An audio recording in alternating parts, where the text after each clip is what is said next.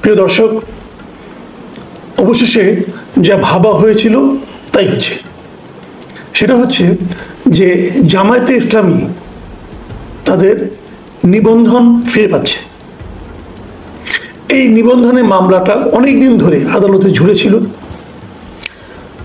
আওয়ামী লীগ যখন সরকারে ছিল প্রথম দফায়, তখন তারা 2013 সালে এই জামাতের নিবন্ধন হাইকোর্ট আদালতের মাধ্যমে, আদালতের একটা মামলার মাধ্যমে হাইকোর্ট সেটাকে বাতিল করেছিল। আমি যদি একটু হিস্ট্রিটা একটু আপনাদেরকে বলি, তাহলে মনে করতে পারবেন আপনারা যে এই রাজনৈতিক দলগুলোর নিবন্ধন দেওয়াটা শুরু হয় 111 গভর্নমেন্ট আসার পর থেকে।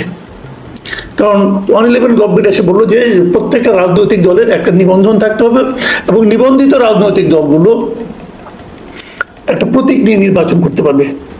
তখন 2008-এর নির্বাচন যেটা হয়েছিল, সেই নির্বাচনে কিন্তু জামাতে ইসলামী তাদের নিজস্ব প্রতীক দাঁড়িপাল্লা নিয়ে নির্বাচন করেছিল। কিন্তু 2009 সালে এসে এই তরিকত ফেডারেশনের মহাসচিব তৎকালীন এবং তার সঙ্গে আরও প্রায় 20-25 জন ইসলামী ভাবধারার দলের নেতৃবৃন্দ হাইকোর্টে একটা রিট করে যে জামাতের নিবন্ধন পাওয়ার না, কারণ জামাতের অনেক কিছুই আমাদের সংবিধানের সঙ্গে সাংঘর্ষিক, আরপিওর সঙ্গে সাংঘর্ষিক, এরকম অনেক কথা তারা বলেছে।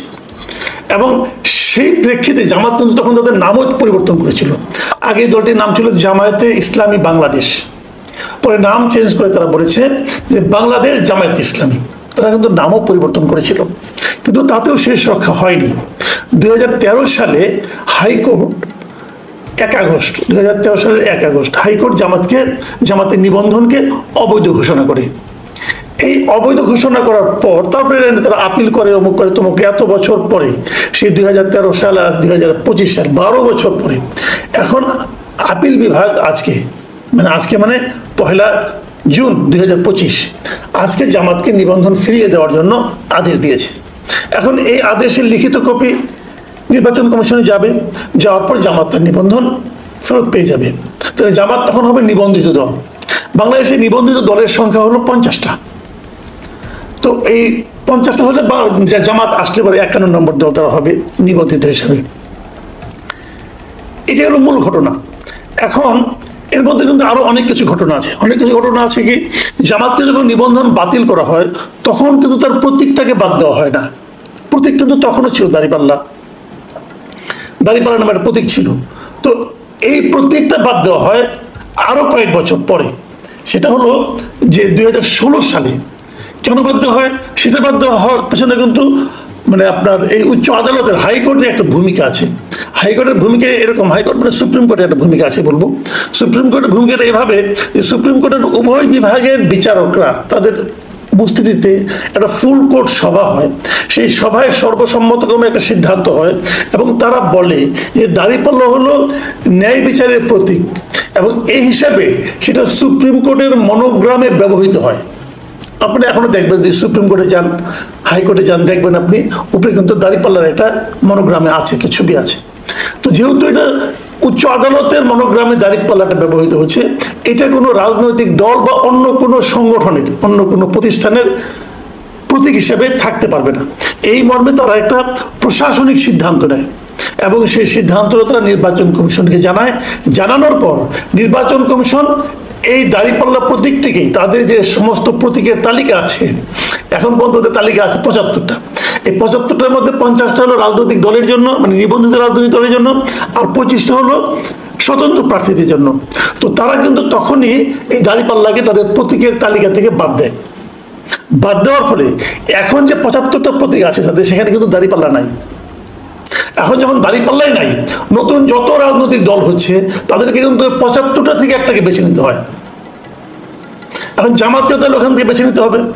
জামাত যেখান থেকে বেছে নেবে সেখানে কিন্তু দাঁড়িপাল্লা নেই। দাঁড়িপাল্লাকে আগেই সরিয়ে দেওয়া হয়েছে ওই হাইকোর্টের প্রশাসনিক, সুপ্রিম কোর্টের প্রশাসনিক সিদ্ধান্তের কারণে। এখন জামাতকে কি তার দাঁড়িপাল্লা ফেরত দেওয়া হবে? দিলে কিভাবে দিবেন? কোন আইনে দিবেন? নতুন করে কি দাঁড়িপাল্লাকে প্রতীকের তালিকা ঢুকানো হবে? ঢুকানো হতে পারে, কারণ অনেক প্রতীকে কিন্তু যে সমস্ত প্রতীক আছে এই প্রতীকগুলো অনেকে পছন্দ না। নতুন কিছু প্রতীক অনেকে গ্রহণ আমাদের ঢুকাতে চাচ্ছে, আধুনিক কিছু প্রতীক আছে। তো সেই সমস্ত কারণে প্রতীক আধুনিকরণ হতেই পারে, আমি জানি না কি করা হবে শেষ পর্যন্ত। কিন্তু জামাত কিন্তু তার প্রতীক ফেরত পাবে, এটা অনেকেই বিশ্বাস করে। কেন বিশ্বাস করে? বিশ্বাস করে এই কারণে যে তারা মনে করে এই সরকারের উপর জামাতের প্রচন্ড প্রভাব আছে, জামাত চাইলে এখন অনেক কিছু পেয়ে যায়।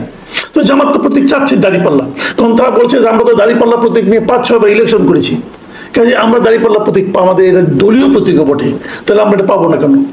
কাজে এই দাবিটা শেষ পর্যন্ত গৃহীত হতে পারে। আর তাছাড়া সুপ্রিম কোর্টের যে ফুল সভায় বিচারকদের, ওটা তো একটা প্রশাসনিক অর্ডার ছিল, ওটার কোনো আইনগত বৈধতা কতটুকু আছে এটা বলা বড় কঠিন, ওটা তো কোনো বিচারিক আদেশ নয়। সেই হিসেবে হয়তো জামাত তার প্রতীক ফেরত পেতেও পারে, কিন্তু এই বিরোধটা রয়ে গেছে। এখন 2-3টা প্রশ্নটা হলো যে জামাতকে যে কারণে নিবন্ধন বাতিল করা হয়েছিল, জামাতকে কিন্তু নিষিদ্ধ করা হয়নি। জামাতকে নিষিদ্ধ করা হয়েছিল আওয়ামী লীগ সরকার পতনের আগে মানে 2024-এর 1 অগাস্ট একটা নির্বাহী আদেশে তাদেরকে নিষিদ্ধ করা হয়। তারপর আওয়ামী লীগ সরকারের পতন ঘটলে পর আবার একটা নির্বাহী আদেশে জামাত তাদের বৈধতা ফেরত পায়। সব কিন্তু সরকার পরিবর্তনের সঙ্গে সঙ্গে অনেক কিছু কিন্তু ঘটে যাচ্ছে। আবার যে সরকার জামাতকে তার বৈধতা ফেরত দেয়, মানে ডক্টর ইউনূসের অন্তর্বর্তীকালীন সরকার, এই সরকারে আবার আরেকটা নির্বাহী আদেশে আওয়ামী লীগের রাজনৈতিক কর্মকাণ্ড নিষিদ্ধ ঘোষণা করে, ওটাও নির্বাহী আদেশে। তো এই নিষিদ্ধ করার পরে নির্বাচন কমিশন আবার আওয়ামী লীগের নিবন্ধনকে স্থগিত করে। এই জিনিসটা আবার আমি বুঝি না, ঠিক মতো বুঝি না। কেন যে নির্বাচন কমিশনের কোনো রাজনৈতিক দলের নিবন্ধন স্থগিত করার কোনো বিধান আমি খুঁজে পাইনি আরপিওতে। আমি যতটুকু পড়েছি ওখানে হয় আপনি একটা রাজনৈতিক দলের নিবন্ধন গ্রহণ করবেন অথবা বাতিল করবেন, কিন্তু স্থগিত করার কোনো অপশন আছে আমি দেখিনি। তো কোন ধারা বলে, কোন আইনে নির্বাচন কমিশন স্থগিত করার সিদ্ধান্ত নিল এটা আমি বলতে পারবো না। হয়তো আমার জ্ঞানের ঘাটতি আছে, যদি কেউ আমাকে বলে দেন আমি আমার উপকার হবে আর কি। যাই হোক, মানে আমি একটু হাসলাম এই কারণে, এই যে নিষিদ্ধ হওয়া, আবার নিষিদ্ধ বৈধতা ফিরিয়ে দেওয়া, আবার আরেকজনকে মানে রাজনৈতিক কর্মকাণ্ড নিষিদ্ধ করা, আবার তাদেরকে বিচার করা। আওয়ামী লীগকে কিন্তু বিচার করা হবে কেন? আওয়ামী লীগ 24-এ গণহত্যা চালিয়েছিল, মানবতা বিরোধী অপরাধ করেছিল, অবশ্যই বিচার হতেই পারে। তাহলে জামাত যে 1971 সালে মানবতা বিরোধী অপরাধ করেছিল তার বিচার হবে না? এই প্রশ্ন আবার কেউ করে না, কারণ এই প্রশ্ন করা নিষেধ মানে কি, মানে কোনো আইন করে নিষেধ নয়, বাট এটা যে পরিস্থিতি চলছে সবাই জানে এই প্রশ্নটা করলে ঝামেলা হতে পারে, এই প্রশ্নটা আবার কেউ করে না। তো যদি করতো, যদি আইন প্রকৃতপক্ষে সবার জন্য সমান হতো, তাহলে কি হতো? যখন আপনি আওয়ামী লীগের বিচার করবেন 2024-এর কর্মকাণ্ডের জন্য, তখন একই সঙ্গে আপনি 71-এও জামাতের কর্মকাণ্ড নিয়ে বিচার করবেন। তখন আওয়ামী লীগ আমার জামাতের কর্মকাণ্ডের বিচার হয় না এই কারণে যে তখন এই ট্রাইব্যুনালের এই বিচারের ক্ষমতাটা ছিল না।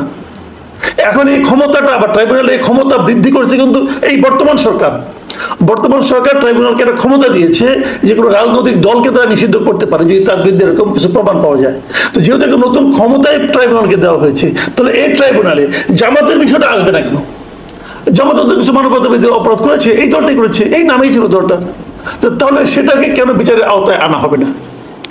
এই প্রশ্ন কেউ করে না, এই প্রস্তাবও কেউ দেয় না। হয়তো সরকার পাল্টে গেলে আবার কি হয় কে জানে, এটা আমরা বলতে পারবো না। সরকার পাল্টে গেলে নতুন যে সরকার আসবে তারা যদি তাদের জন্য জামাতকে হুমকি মনে করে, তাহলে তো জামাতকে নিয়ে আবার একটা এরকম ট্রাইব্যুনালের মামলা উঠবে, আবার কিছু একটা হবে। এই দেশে ভাই সবই সম্ভব। এই দেশে কখন কোনটা হয় আপনি কিছুই বলতে পারবেন না। সরকার পাল্টে গেলে সব পাল্টে যায়। সরকার পাল্টে গেলে বিচার বিভাগের চিন্তা চেতনাতেও পরিবর্তন আসে। আমরা দেখছি আগে যখন বিচার বিভাগ সবাইকে ফাঁসি দেয়, পরে বিচার বিভাগ সবাইকে বেকসুর খালাল দিয়ে দেয়। এগুলো আমরা দেখছি। এগুলো দেখতে দেখতে আমাদের অনেক কিছুর উপরে কিন্তু আস্থা উঠে গেছে।